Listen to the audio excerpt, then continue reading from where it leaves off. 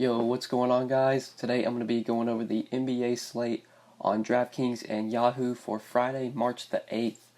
We got a 9-game Friday night slate. I'm going to go through each position, talk about some of the guys that stand out to me on this 9-game slate, and give some of my early thoughts.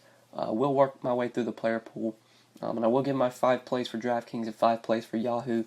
These are 5 players that I like specifically for each site. Before we do get started, though, guys, I would definitely appreciate it if you would drop a like on the video. If you are new to the channel, and this is your first time checking out a video on my channel, please hit that subscribe button down below. We did just hit 14,000 subscribers, which is just absolutely insane. Thank you to everyone who has subscribed. This channel just continues to grow. It's really thanks to you guys. You guys are the ones that watch the videos every day and keep this channel growing. I really do appreciate it. So thank you to everyone who has subscribed, and for those of you who are new, I would appreciate it if you would hit that subscribe button down below. But let's go ahead and look at point guard today. So at point guard, we got James Harden and Russell Westbrook, 2 stud options here over 10K. Harden in a matchup with the Sixers, and Russell Westbrook on a back-to-back gets a matchup with the Clippers. I do like paying up for these guys. Looking at the studs on this slate, we have Harden, Westbrook, and Jokic. Those are our 3 guys over 10K. If I have to choose between Harden or Westbrook, I think I'm going to lean Harden slightly. It's very, very close. On DraftKings, it's definitely Harden. On Yahoo, it's easily Russell Westbrook, because Westbrook is like $5 cheaper than Harden. I think I would just rather play Westbrook on Yahoo. Plus, shooting guard has some good value. We're going to talk about Gary Harris, who I really like as a value play today. You got Donovan Mitchell, who should really do well here without Ricky Rubio. There could potentially be some shooting guard value with Drew Holiday now out for the Pelicans. That could open up some plays. DraftKings, with the positional flexibility and with how Harden's so closely priced to Westbrook, I think I would prefer Harden if I have to pay up for one of those guys, but I think you can go a little bit cheaper at point guard in this 8K range. I see some really strong plays here. I mentioned Donovan Mitchell, who I do like today. It's not the best spot against Memphis, but without Ricky Rubio, Rubio's doubtful for this game. We're going to see Donovan Mitchell playing a lot of point guard. He plays really well when Rubio's off the floor. So at 8,400, he definitely stands out. Kemba Walker as well, I really like here. 8,100 in a home matchup with the Wizards. Kemba has had a ton of success in this matchup. He's done really well so far this year against the Wizards. And it makes sense because this Wizards team's just really bad defensively. They've struggled all year defensively against point guards, and they do play at a fast pace as well. I think Luka Doncic was in a really good spot against the Wizards. I think it was like a couple days ago, and he went out and crushed.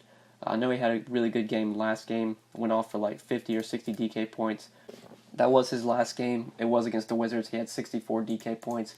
Makes sense. Just such a good matchup. Kemba had the game log pulled up. He's got like an average of like 57 or 58 DraftKings points so far this year against the Wizards. He has faced them twice already. I think he has an average of 58 DK points. Yet through 2 games against the Wizards, an average of 58.1 DK points, has done really well in this matchup. Kemba's at home as well, where he does play a little bit better. So I like Kemba quite a bit today on DraftKings. On Yahoo, I like him as well. I'm not going to include him in the core, but at $38 on Yahoo, I'm definitely going to be playing some Kemba over there. But let's talk about some other plays. If you're going to the 6K range, I think Jamal Murray in a pace-up game against the Warriors, a really intriguing game, a game that should be high-scoring and should be competitive. Jamal Murray at 6,200, I think is a guy you can go to in this mid-range. But Elfrid Payton's a guy that I really want to hit on. He's 5K on DraftKings. He's not as greatly priced on Yahoo. He's $22 over here, but I still like him on both sides, especially on DK at 5K. That really stands out. But I really like Elfrid Payton today because Drew Holiday is going to be out for about the next 7 to 10 days. Really good spot for Elfrid Payton to start to thrive. He plays really well when you take Drew Holiday off the floor. I think Payton averages like 1.15, 1.2 fantasy points per minute, somewhere in that range. When you take Drew Holiday off the floor, we know Anthony Davis is going to be limited to about 20 minutes per game. So really good spot for Elfrid Payton to do well. He's going to play 30 to 32 minutes if the game's competitive, could potentially even play more. I see him putting up like 33, 35 DraftKings points. I think that's probably a good projection for Payton. He honestly could do better than that, so I like him quite a bit today at 5K. No Drew Holiday makes Payton the primary ball handler. He should be able to rack up plenty of assists. That's more shots to go around as well when you take Drew Holiday off the floor. So I like Elfrid Payton a ton today at 5K. If I'm on a little bit cheaper at point guard, he's the guy that really stands out to me. And then for value, there's really no cheap punt plays I like at point guard. Elfrid Payton at 5K is the cheap play I would really look to. But let's go ahead and talk about shooting guard now. So shooting guard, the guys I like here, mostly the guys I've talked about. You have Harden at the top, and then you have Donovan Mitchell, who I think does really well today with no Rubio. I like both of those guys. I mentioned Jamal Murray in this mid-range. I like quite a bit. Without Rubio on the floor, we do get Joe Ingles playing a lot of point guard, especially when Mitchell is off the floor. You get Ingles playing backup point guard. So at 5,800, he seems like a decent play. Not the best play. That price tag isn't incredibly intriguing, but even in a road matchup against Memphis without Rubio, Ingles is at least in play for me. On Yahoo especially, you could definitely play Ingles because he's a small forward. Small forward's usually not the best position. I do like paying up for PG here, but if you can't pay up for PG, Ingles at 21 on Yahoo makes some sense.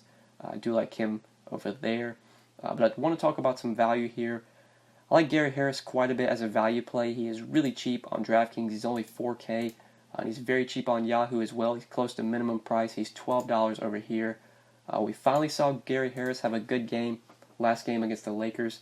He played 30 minutes, I believe. He had like 35 or 36 DraftKings points. He just looked really good in that game, shot the ball really well from the floor, shot 72%, which obviously I don't think continues, but Harris just looked healthy in that game. He played 30 minutes, which I think is something we love to see, especially in a matchup here with the Warriors. If we're going to get 30-plus minutes out of Gary Harris at 4K, he's very hard to avoid on this slate.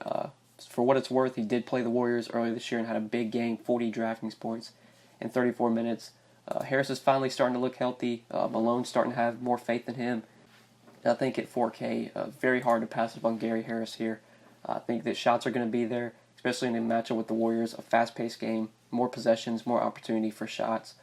So I like him quite a bit as a value play. Plus, he's a very good defender, and you're going to need some good defense here from Gary Harris to guard Steph Curry, to guard Klay Thompson. I expect the minutes to be there, so I like him quite a bit as a value play. Let's go ahead and move on to small forward now. So I do like the top of this position. I like Paul George quite a bit today. I was pretty high on him on DK. On Thursday, he was 9,700, just felt way underpriced. He's 9,700 again on Friday. It's a back-to-back for OKC, but not really concerned. Paul George, so far this year on back-to-back, still plays big minutes. I think they had a back-to-back like a week ago, and Paul George played like 50 minutes one game, and then the next game on the back-to-back, he played like 38 minutes in the next game. So even if Paul George plays a ton of minutes on Thursday night, I expect he plays a ton of minutes here against the Clippers if the game is competitive.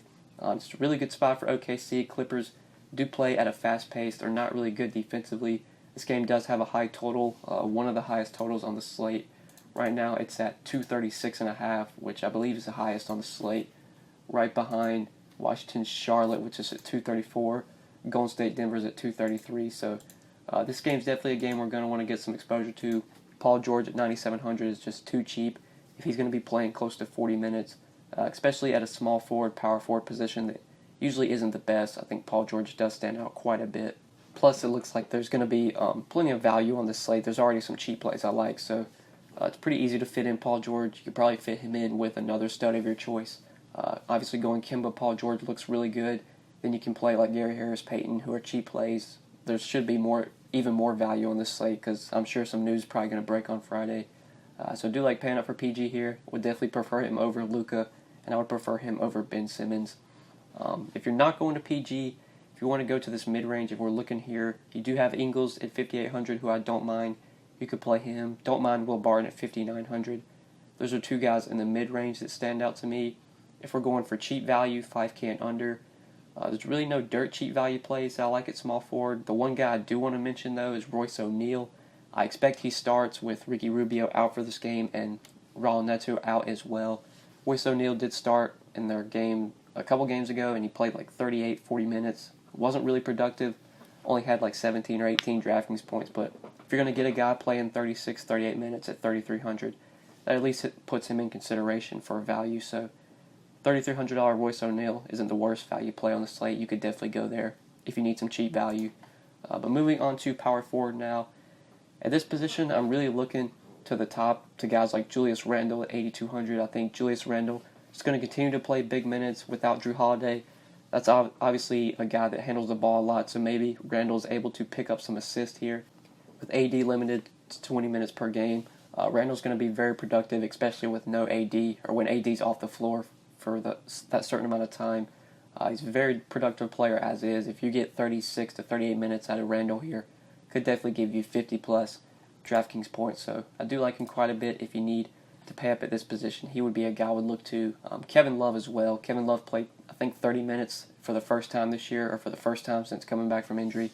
And I expect that continues. I expect he plays 30 plus minutes, most likely rest of season, at least when they're not on back-to-back. So Love, Randall, two guys I like if you're going to the top of the power forward position. If you're going to the mid-range, though, Larry Nance at 6K, as long as Zizic remains out, Larry Nance is most likely going to continue to start. He played 33 minutes in their last game that he started, had like 42, 43 DraftKings points. Zizic is out again. Nance is going to start and play 30-plus minutes. So where he's still 6K on DraftKings, I don't mind Larry Nance. And then Serge Ibaka. Ibaka did start last game over Marc Gasol, and he played pretty good minutes, like 32, 33 minutes, was very productive as well.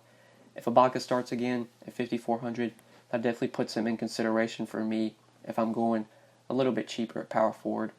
But I think that's it for value here. Let's go ahead and quickly go over the center position.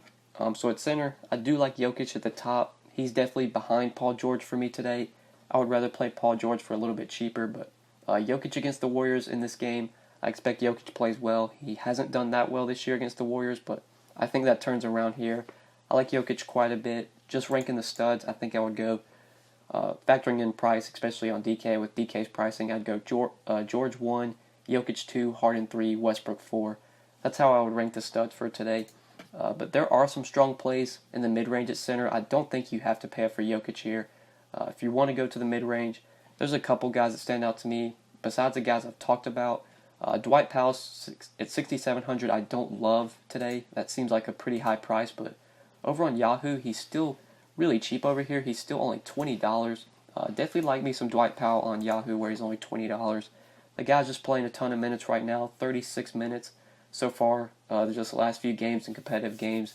Game against Brooklyn, he only played 32 minutes because it was a blowout, but still put up 35 fantasy points. Blowout against Memphis, they lost that game by 30 points. You still got 31 minutes out of Powell. That game against Washington was competitive, and Powell played 36 minutes. If this game's competitive against Orlando, you probably get 36 minutes out of Powell again. Could easily give you 35 to 40 fantasy points. So at $20 on Yahoo, I do like him quite a bit. And then another guy I like at the same price tag is Clint Capella, 6,700 on DK and at 27 on Yahoo. He is definitely going to be a guy that I'm very interested to see what his ownership's going to be today, because Clint Capella, as of late, just has not looked good. He's still playing big minutes. Even since he first came back from injury, he played like 33 or 34 minutes. But he just hasn't had any big games. He had like one big game since coming back from injury against Charlotte where he put up like 52. But other than that game, you've just gotten like 28, 30 fantasy points out of Capella. So I don't expect him to be really popular today, which definitely intrigues me because I really like this spot against a Sixers team that has no Embiid right now, no Boban, just nobody big that can stop Capella here. He should be able to dominate on the glass, whether it's Amir Johnson or Jonah Bolden trying to slow him down. I don't really think it's going to work. I think Capella has a monster game, is really able to dominate on the glass. So I like him quite a bit at center today. Hopefully he's low owned, because if he is, I just have a ton of interest in Clint Capella. I could definitely see this being a 2020 game for him. At 6,700, feels way underpriced for the upside that he has in this matchup, especially since the Sixers are so thin in their front court and just don't really have any good defensive centers right now. So those are the guys I'm looking to in the mid-range at this position. If you're going for value, you got Ibaka, who I like. Again, if he starts, I definitely would play him, or consider playing him if he starts. You can play him at power forward, which makes him really intriguing. But there's no really punt plays I want to go to here. The cheapest guy I would probably consider at center is probably Ibaka at 5,400. Maybe some Robin Lopez at 5,200. But I think that's it for center. I think that's it for the video, guys. So hopefully you did enjoy this video. Hopefully it did help you. If you enjoyed, make sure you click that like button down below. Make sure you subscribe if you have not already. If you do have any questions, feel free to leave them in the comment section below. Or you can hit me up on Twitter at the DFS_GOAT. But yeah, guys, thank you so much for watching. I appreciate it. Good luck tonight on Friday's 9-game slate. Peace.